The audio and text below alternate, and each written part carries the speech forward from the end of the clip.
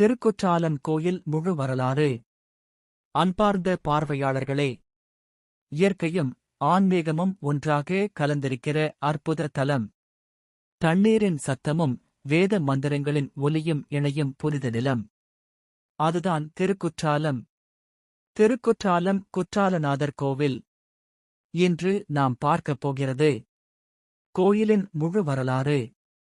புராணக் கதைகள், அகத்தியர் சம்பந்தம், சித்திரசபையின் இரகசியம், பஞ்ச சபைகளில் இதன் முக்கியம், திருவிழாக்கள், அற்புதங்கள்.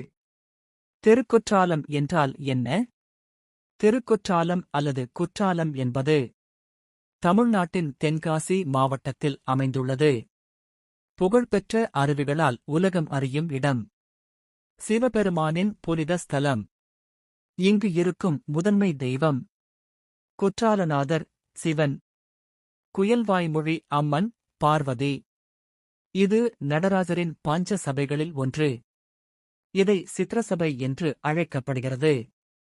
சிவபெருமான் ஆடிய 5 சபைகள்: சிதம்பரம், பொன்னம்பலம், மதுரை, வெள்ளி அம்பலம், திருவாலங்காடு, ரத்தின சபை, திருநெல்வேலி, தாமிர சபை, குற்றாலம், சித்திர சபை.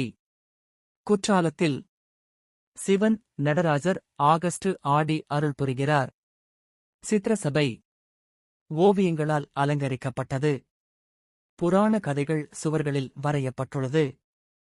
மிக முக்கியமான புராணம்: சிவன் பார்வதி திருமணம். இடம் கைலாசம்.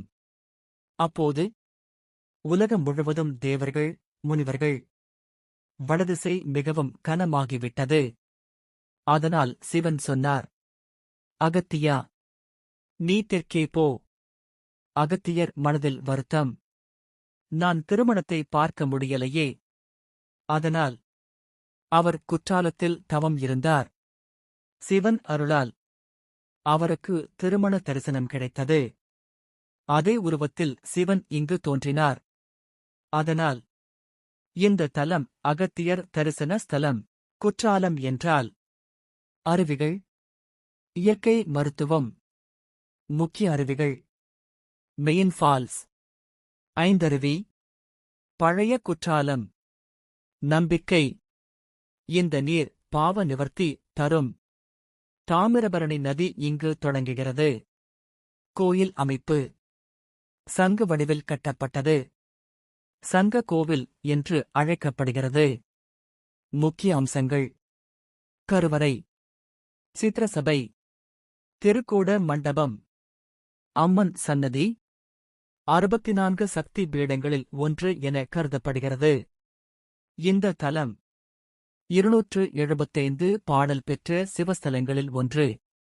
பாடியவர்: திருஞான சம்பந்தர். குற்றால குறவஞ்சி. இந்த தலத்தை புகழ்ந்த புகழ்பெற்ற இலக்கியம். முக்கிய விழாக்கள்: ஆருத்ரா தரிசனம், சித்திரை விழா, நவராத்திரி, ஸ்கந்த சஷ்டி. சிறப்பு: சிவன் பல ரூபங்களில் வெளிப்படுகிறார். பிரம்மா, விஷ்ணு ரூபங்களிலும் தரிசனம். இங்கு வழிபட்டால் பாப நிவர்த்தி, உடல் நலம், மன அமைதி. இந்த தலம் பாபநாசம் உடன் தொடர்புடையது. இந்திரன் கூட பாவம் நீக்க வந்தார். இயற்கையும் இறைவனும் ஒன்றாக இணைந்த இடம். அதுதான் திருக்குற்றாலம்.